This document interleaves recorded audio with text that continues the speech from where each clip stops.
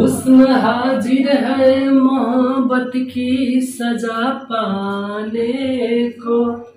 कोई पत्थर से, हाँ कोई पत्थर से न मारे मेरे दीवाने को। कोई पत्थर से न मारे मेरे दीवाने को। मेरे दीवाने को इतना न सताओ लोगो, ये तो बहसी है तुम ही होश में आओ लोगो।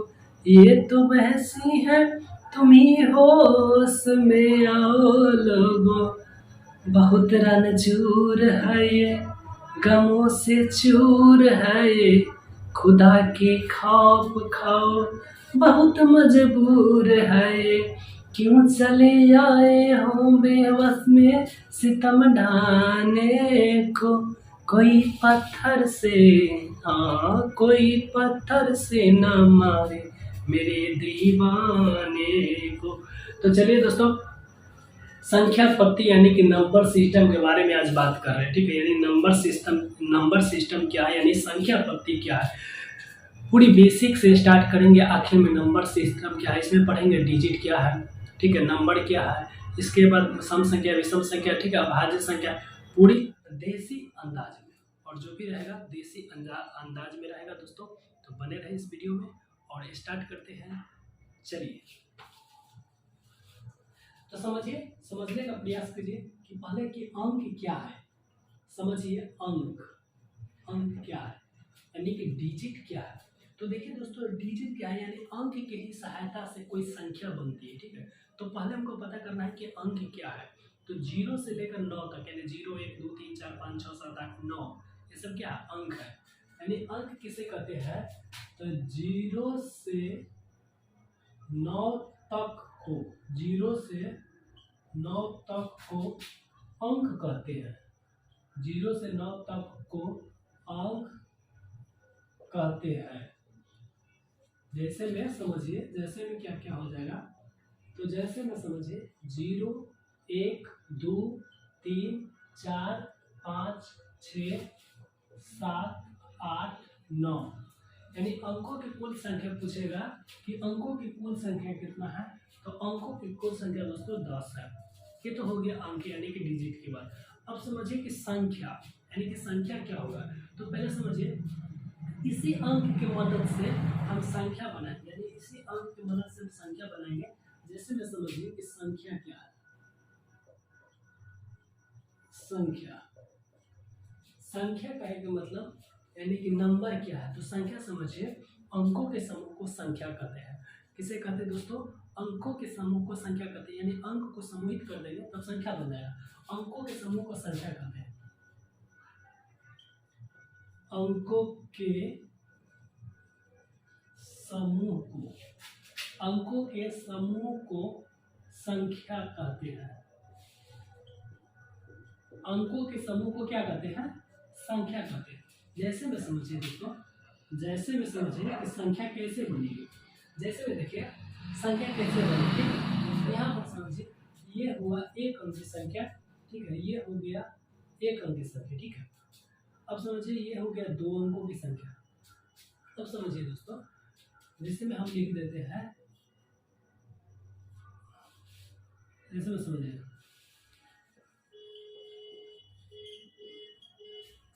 ये कितने अंक की संख्या होगी, ये 10 अंक की संख्या हो गई। 96 0 78 76 0 53। ये मोबाइल नंबर है, ठीक है, ये मोबाइल नंबर है। तो 10 अंकों की संख्या, यानी इसमें 10 में डिजिट है तो 10 अंकों की संख्या हो गई, ठीक है। तो आप लोग समझ गए संख्या किसे कहते हैं, यानी अंकों के समूह को संख्या कहते हैं, ठीक है। इसमें देखिए 312, ये 3 अंकों की संख्या हो गया। देखिए इसमें 1 है, इसी में से कोई ना कोई अंक होगा, ठीक है। 1 है, 3 है, 2 है, ठीक है, यानी 1 3 2, यानी कि 3 अंकों की संख्या, ठीक है। ये हो गया, कितने अंक है इसमें, 3 अंक है, 3 अंकों की संख्या। तो चलिए इतना बात आप लोग समझ गए। अब समझिए ये संख्या हो गया। इसके बाद होता है प्राकृत संख्या किसे कहते हैं, ठीक है। अब समझिए प्राकृत संख्या,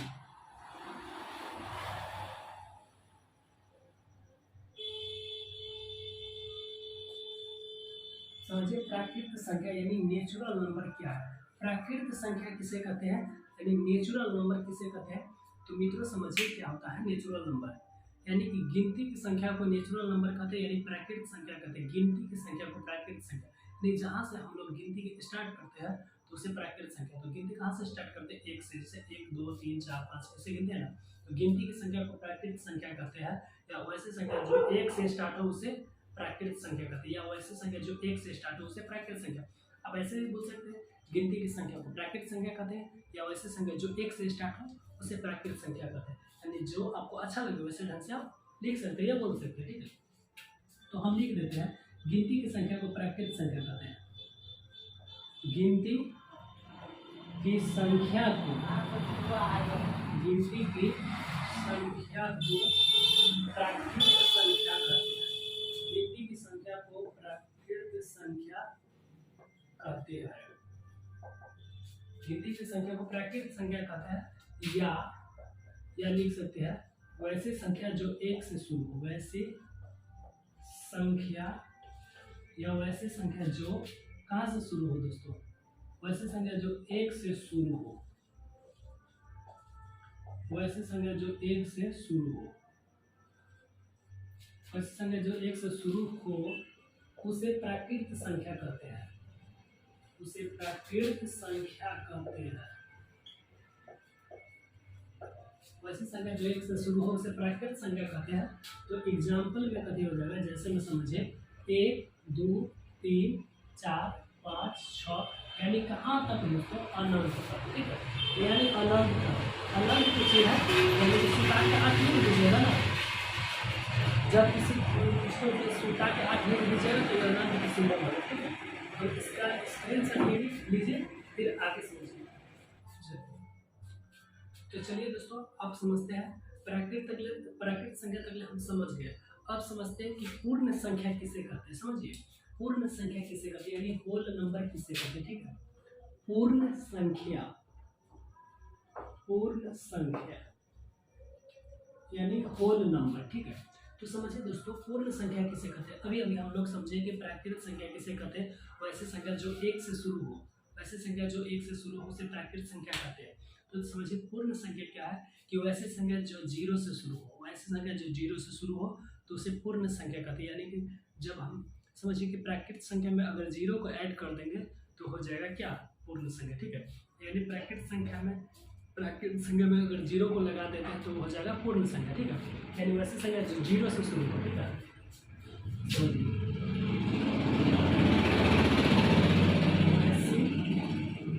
संख्या जो 0 से शुरू, वैसे संख्या जो 0 से शुरू हो उसे पूर्ण संख्या कहते हैं, उसे पूर्ण संख्या कहते हैं।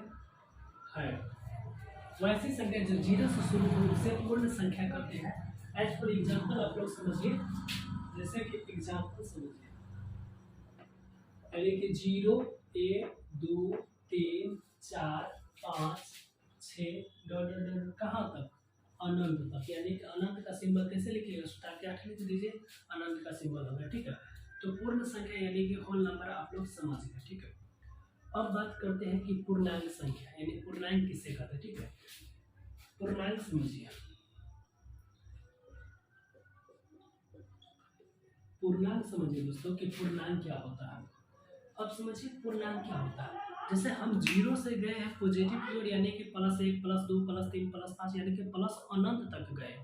अब इधर जब ये हम देखिए समझिए, एक लाइन समझिए आप यहाँ पर। अब यहाँ पर समझिए दोस्तों कि अगर मान लेते 0 हुआ, ठीक है। अब 0 के अगर हम दाहिना बगल चलेंगे तो प्लस हो जाएगा, ठीक है। और 0 के बायां बगल चलेंगे तो माइनस हो जाएगा, ठीक है। अब यहाँ पर समझिए, अब जैसे कि दोस्तों यहाँ पर समझिए कि यहाँ पर 1 है, +1 +2 +3 +4 +5, यानी कि दोस्त कहाँ तक, अनंत तक, प्लस अनंत तक। अब इधर जब हम चलेंगे 0 के बायां बगल, तो 0 के बाएं साइड में चलेंगे तो -1 -2 -3 -4 -5, यानी कि कहाँ तक दोस्तों, माइनस अनंत तक। तो समझिए यहाँ ये तो क्या था, ये इधर का क्या था, पूर्ण संख्या। अब पूर्ण संख्या में ये निगेटिव संख्या यानी ऋणात्मक संख्या जुड़ गया, ठीक है। तो हम पूर्णांक संख्या किसे कहेंगे कि पूर्ण संख्या में ऋणात्मक संख्याओं के संग्रह को, पूर्ण संख्या यहाँ से लेकर यहाँ तक ये पूर्ण संख्या गया है, तो पूर्ण संख्याओं में ऋणात्मक संख्याओं के संग्रह यानी मिला दिए ना दोस्तों, तो मिला दिए तो क्या कहेंगे, संग्रहित हो गया ना, तो संग्रह। तो पूर्ण संख्याओं में ऋणात्मक संख्याओं के संग्रह को पूर्णांक संख्या कहते हैं।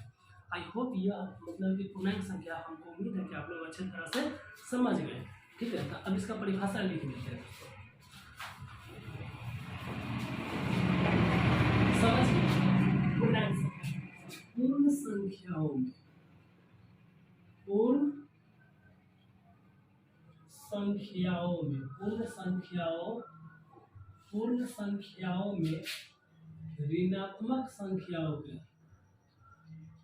पूर्ण संख्याओं में ऋणात्मक संख्याओं के संग्रह को, पूर्ण संख्याओं में ऋणात्मक संख्याओं के संग्रह को,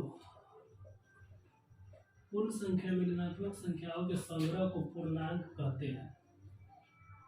पूर्णांक कहते हैं, पूर्ण संख्या में ऋणात्मक संख्याओं के संग्रह को पूर्णांक कहते हैं, यानी पूर्णांक संख्या कहते हैं।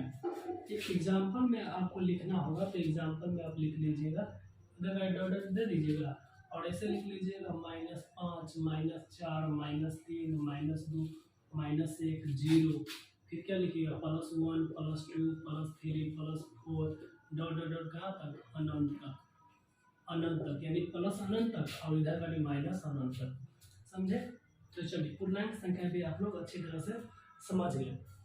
अब हम बात करते हैं यानी कि इवन नंबर, सम संख्या की बात करते हैं, ठीक है। अब समझिए सम संख्या क्या होता है, ठीक है। अब समझिए दोस्तों कि सम संख्या आखिर में क्या होता है। सम संख्या, सम संख्या, तो देखिए दोस्तों सम संख्या आखिर में क्या होता है, इवन नंबर क्या होता है। देखिए दोस्तों आपको हम बहुत ही सरल भाषाओं में समझाने का प्रयास करते हैं।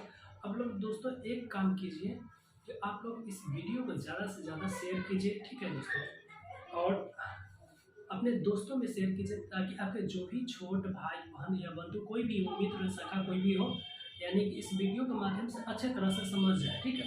अगर जिस किसी को भी नंबर सिस्टम में कोई प्रॉब्लम हो रहा है, कोई छोटे बच्चा है या कोई मतलब बड़े भी बच्चा है, तो उसको भी मतलब कि सहूलियत मिलेगा, ठीक है। यानी कि बहुत ही हम सरल भाषा में आप लोगों को समझाने का प्रयास करते हैं दोस्तों, ठीक है। तो मेरी मेहनत बेकार न जाए, तो आपसे रिक्वेस्ट यही है कि आप लोग क्या करें, वीडियो को ज़्यादा से ज़्यादा शेयर कीजिए, ठीक है। देखिए सम संख्या यानी कि इवन नंबर किसे कहते हैं, सम संख्या, ठीक है। वैसी संख्या जो दो से पूर्णतः विभक्त हो, यानी कि वैसी संख्या जो दो से पूरी तरह विभाजित हो जाए, या वैसी संख्या जिसमें दो से भाग देने पर कोई विशेष न बचे, उसे सम संख्या कहते हैं। यानी कि आपको जैसे मर्जी वैसे आप बोल सकते हो, वैसे लिख सकते हैं, ठीक है। तो सम संख्या किसे लिखेंगे, वैसी संख्या जो दो से पूर्णतः विभक्त हो या पूर्णतः विभाजित हो, ठीक है। वैसी संख्या जो दो से, वैसी संख्या जो दो से पूर्णतः विभक्त हो, पूर्णतः विभक्त हो, वैसी संख्या जो दो से पूर्णतः विभक्त हो उसे सम संख्या कहते हैं, उसे सम संख्या कहते हैं। वैसी संख्या जो दो से पूरी तरह मतलब विभक्त हो यानी पूरी तरह भाग लग जाए, उसे सम संख्या कहते हैं। एज फॉर एग्जाम्पल समझिए आप लोग, जैसे में क्या क्या हो जाएगा, जैसे में समझिए दो तो स्वयं होगा क्योंकि दो से दो में भाग लग जाएगा, इसके बाद क्या हो जाएगा, दो का पहरा पढ़ लीजिए, 2 हो जाएगा, 4 हो जाएगा, 6 हो जाएगा, 8 हो जाएगा, इसके बाद 10 हो जाएगा, 12 हो जाएगा, इसे यानी कि दो का पहाड़ा आप पढ़ सकते हैं, ठीक है।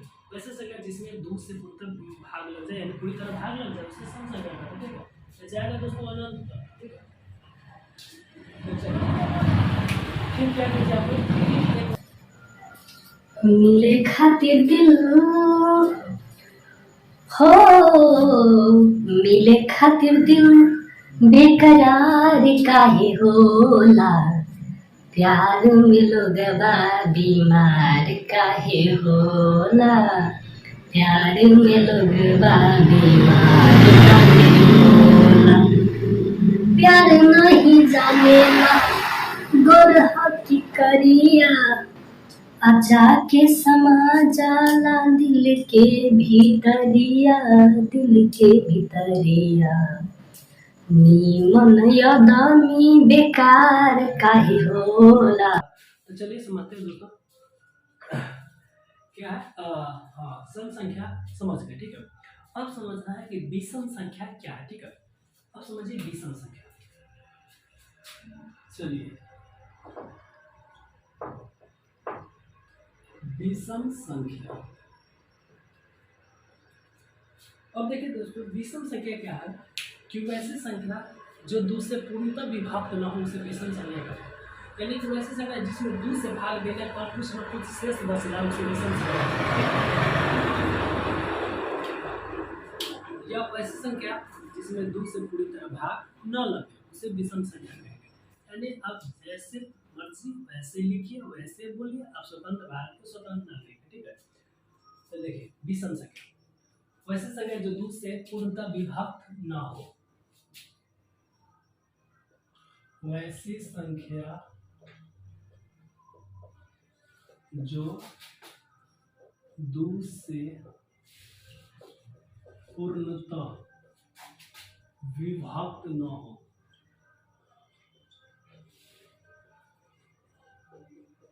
वैसी संख्या जो 2 से पूर्णतः विभक्त न हो उसे विषम संख्या कहते हैं। उसे विषम संख्या कहते हैं। ऐसी संख्या जो 2 से पूर्णतः विभक्त न हो, या वैसी संख्या जिसमें 2 से पूरी तरह भाग न लगे, या वैसी संख्या जिसमें 2 से भाग देने पर कुछ न कुछ शेष बच जाए उसे विषम संख्या कहते हैं, ठीक है। अब एज फॉर एग्जाम्पल समझिए, जैसे में समझिए दोस्तों, जैसे में समझिए एक में 2 से भाग लगाइए, नहीं लगे, एक क्या है विषम संख्या, ठीक है। अब समझिए 1 के बाद हो जाएगा 3, इसके बाद 5, इसके बाद 7, इसके बाद 9, इसके बाद 11, 13, 15, 17, 19, 21, 23, 25, यानी कि डॉट कहाँ तक दोस्तों, अनंत तक।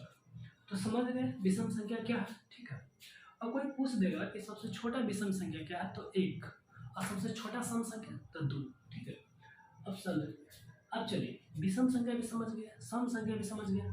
अब समझने का प्रयास करते हैं अभाज्य संख्या, ठीक है दोस्तों। समझिए अभाज्य संख्या। अभाज्य संख्या, अभाज्य संख्या।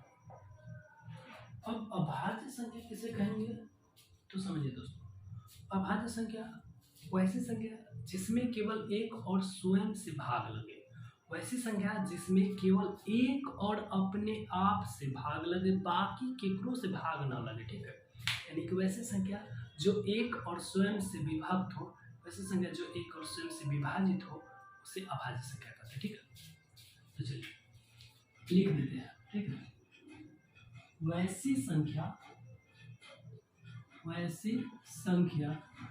जो केवल, वैसी संख्या जो केवल एक और स्वयं से विभक्त, वैसी संख्या जो केवल एक और स्वयं, वैसी संख्या जो केवल एक और स्वयं से विभक्त हो, वैसी संख्या जो केवल एक और स्वयं से विभक्त हो,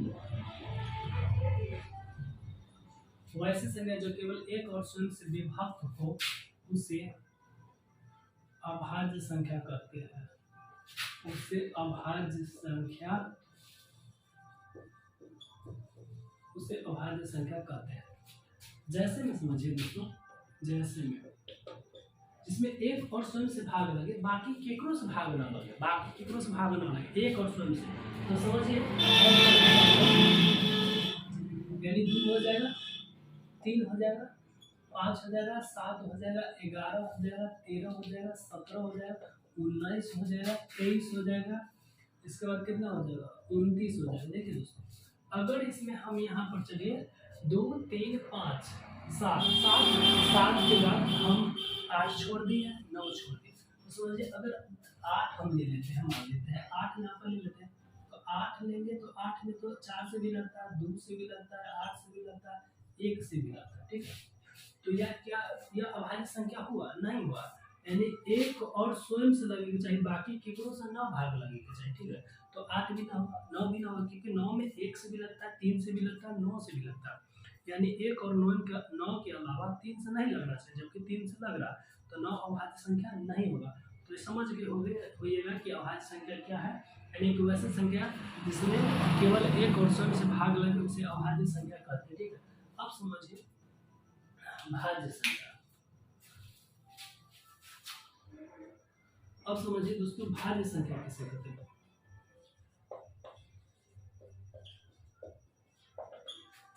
अब समझिए दोस्तों भाज्य संख्या किसे कहते हैं। वैसे संख्या जो 1 और स्वयं के अलावा किसी अन्य से भी विभाजित हो, ठीक है।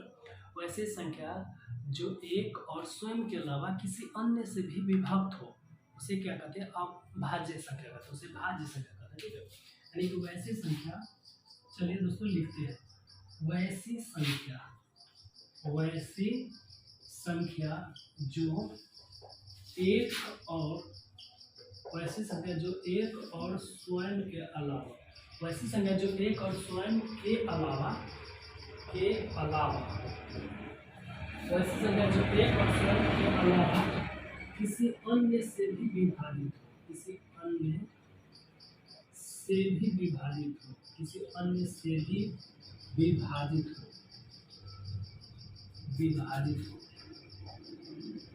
उसे भाज्य संख्या कहते हैं, उसे भाज्य संख्या कहते हैं।